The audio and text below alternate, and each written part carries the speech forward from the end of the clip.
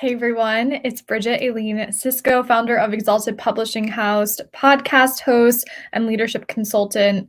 I host masterminds, networking events for entrepreneurs.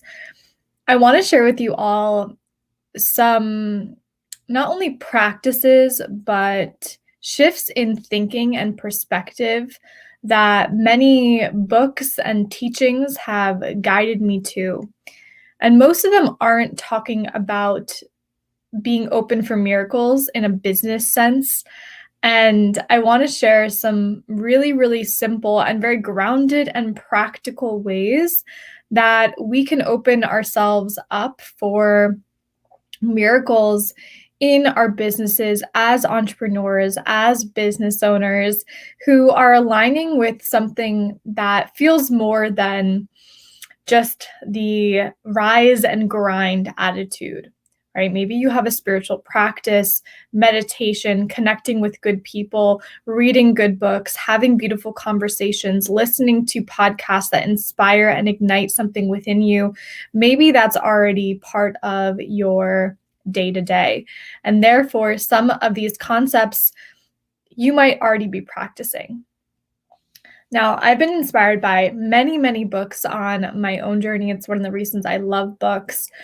But many, many years ago, my aunt gave me a book called Outrageous Openness by Tosha Silver. And I've talked about it before on this channel, in this space, in posts and emails. And Tosha Silver talks about connecting and aligning ourselves with the divine and allowing the divine to take the lead in our life. Now, you can say that the divine is source. You can say it's God. You can say it's the universe. You can say it's energy. I believe in you finding your own way that it feels good for you. She talks about this author named Florence Scovel Shinn from New Jersey, actually, who wrote a book in the 1920s called The Game of Life and How to Play It. And I'm going to share some of those practices that intertwine with Florence's book, as well as Tosha Silver's book, as well as like Kundalini yoga and a lot of spiritual practices, and how we can bring them into our business life. Oh, hi, Lydia. So one of the first concepts, and it's probably not new to you, but there's a concept that's called preparing for your good, where Neville Goddard says, acting or living as if the wish is fulfilled. So aligning yourself with not necessarily just the want of wanting something, but as if you are sitting in it. So what this can look like is with your business or with potential clients or future sales, you act as if the wish is fulfilled. You prepare for your good. You sit in the energy of the wish being fulfilled. So say that you have a program and you have 10 spots. You literally are going to use your imagination. Maybe you do this in meditation or on a walk. People might think you're a little crazy when you're like, oh my God, all my clients. But just keep going. And you can sit with them. You sit with those people who are already in your space, maybe not physically in this present moment, but you are calling them in. So this is preparing for your good, acting as if the wish is fulfilled. And I do this with a lot of my projects. I sit in meditation and I feel the women who I'm meant to work with already sitting around me. We are already laughing. We tell each other, I love you. It's already this energetic feeling that I'm starting to ground then into physical reality. And some of these concepts might seem a little bit woo, and that's okay. This is about you using this practice for yourself and just seeing how it goes and seeing how it feels. And the beautiful thing about preparing for your good is it takes us out of that space of worry or fear or limitation or lack thereof. And instead, it brings us into a state of abundance because we are sitting with the people who we are meant to be working with, right? They are purchasing your products. They are buying your programs. They are hiring you as a consultant. We sit in the energy of the wish fulfilled. Prepare for your own good. So this might look like you dressing up like you have all these clients, or maybe like you're going to a business meeting, or it might look like how I do it, sitting in meditation and literally envisioning them already around me in my space. To go off of that, another practice that you can do, which just aligns us with the frequency of miracles and abundance, is holding space for your clients. We can all sense things on a telepathic, energetic level, whether we recognize and realize it or not. So what this can look like, and what I do, and this is something that one of my mentors shared with me, is on a board, I'm just looking at it in front of me, I have all of these hearts, these spaces for women to come into my life, the new projects I'm calling in, the new people I'm calling in. And with that being said, I'm literally holding space for their presence. And we can feel this because when we're making a sales decision, it is an energetic relationship. And I believe many of us are becoming more and more sensitive, more and more intuitive. So when we have the ability, as the person who is about to invest, to feel like we are held and safe in the container that we are entering, it's very powerful. And now you, as the person who has a program or product to offer, you are simply holding the space for them. And you can start to ask yourself, what do I have space for in my life? What am I calling into my physical space? What am I calling in? What is of the highest good? What can I be here to serve? Now, as you go forth in the entrepreneurial journey, and I'm speaking from much experience in this as well, challenges can arise. Maybe you have a program launch that doesn't go so hunky-dory and you wish it went in a different way, or you are not hitting your sales goals for the month, or maybe things just aren't necessarily working out in the way that you in your logical, rational mind had planned. This is a perfect opportunity because you have two options here, two wavelengths. You can kind of, actually many wavelengths, but a couple of wavelengths that you can be sitting on. The one is going into, what the heck is wrong with me? What did I do wrong? God, I'm a failure. This sucks. This isn't fun. Oh shit, blah, blah, blah, blah, blah. Or you have an opportunity to offer your challenges, your problems, your roadblocks to source or a higher intelligence. And think about how that would feel. If you are an entrepreneur, a business owner who is struggling and just, going through the entrepreneurial roller coaster and journey, what if in those moments of, what am I doing here? This is not working out the way I wanted it to. You simply make an offering of your problems to source, to God, to the universe. It feels really refreshing to do that. However, this is a muscle. It is a practice because most of us go into this self-depleting and self-deprecating loop of, oh my God, what is wrong with me? Blah, blah, blah, blah, blah. So maybe you have the challenge of, I have no clients coming in, or this is not working, or there's bills and there's expenses and there's things to be paid, or you don't have any income or new clients lined up for the next month. What if you made it an offering? What if you made it an offering? And another beautiful teaching within that is that doors that close when you get a no or a quote unquote rejection, that simply leads to a greater yes. And when you can have this perspective shift as an entrepreneur and a business owner, when someone tells you no, a door closes, I like to simply see this as, oh my gosh, thank you, thank you, thank you. If you believe in your connection to source or divine guidance or the universe or God, when one door closes, another door is opening. And I always believe it's a better door. It's a better portal for us. It's something that's far more aligned. So every no you get, thank that no. Bless those people. Bless that relationship. And sometimes it might come back around in a very different way that you never expected.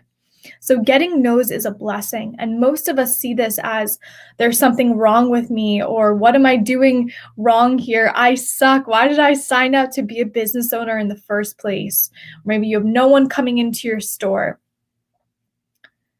Allow yourself to see this as a blessing and realign, offer your challenges to source, to God, whatever you want to call it. And now I've talked about this mantra many, many times because it has guided me so, so greatly. Please show me the way. Please show me the way. Please show me the way. Or another simple one, thank you, thank you, thank you. A lot of the times when I have a new book project coming up, or I have some new clients I'm looking to bring in, I'll make the offering that I trust that the perfect clients are already chosen. I trust that the perfect people who are in alignment with my values, who have a heart-to-heart connection, a heart-centered business, I believe they are already chosen. And when you can make these offerings, your business just can feel a lot different. It just feels so much less like forceful and us questioning why is it not working out? These types of offerings are so helpful. And I've been reading these types of books for a very, very long time. I've been into the metaphysical world for a very long time. And in the last couple of years, going headfirst on my own entrepreneurial journey, it's been a blessing to start to infuse the two and bring them together, because most of the time in business, we are taught very, very different mentalities, especially around sales and kind of forcing and pushing and things that in our heart, we are attuned that it doesn't feel good. And I see all of these things I've shared with you today as just a different way, as just a new perspective. And even with these types of videos, so when I go live or when I share something, it's like the message and the offering is, please allow this message and these words to guide and reach those who it's meant to reach in this given moment. And Amy, like, this is so perfect.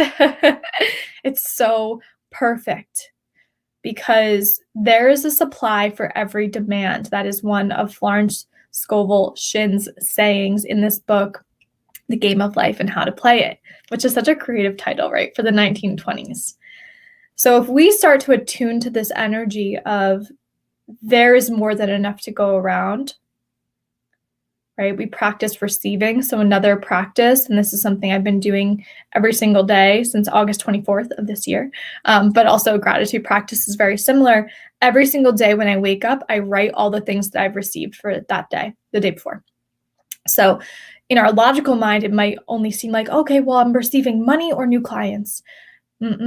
We have to start to attune to everything that we're receiving. So what my list looks like a lot of days is amazing conversations, new relationships being formed, new potential projects, a great podcast interview, a beautiful walk with my husband or my dog, writing, a time that felt beautiful, a great workout.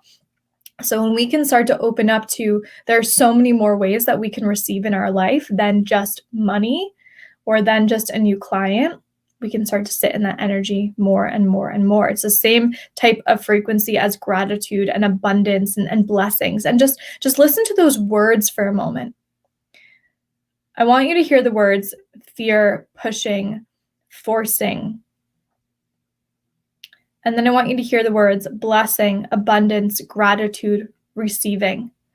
They hold a different level of consciousness. They feel different, even to say them and to also receive them. So you can start to ask yourself, well, where do I want to attune my energy? And again, it's a practice, when I am practicing too. And you can start preparing for the good. You can start living as if the wish is fulfilled. You can start holding energetic space for your clients or people who are going to be purchasing your products. You can start offering your challenges to source and a higher intelligence, whatever you want to call it. You can make your offering, please show me the way. I know that the perfect people are already here. And I can just tell you from my personal experience, it feels beautiful. It feels light. It feels just lovely. And of course, we are human, and there are moments when we're like, what am I going to do? Oh my God, it's not as much money as I thought I'd be making this month. Oh my gosh, blah, blah, blah, blah, blah, blah, blah.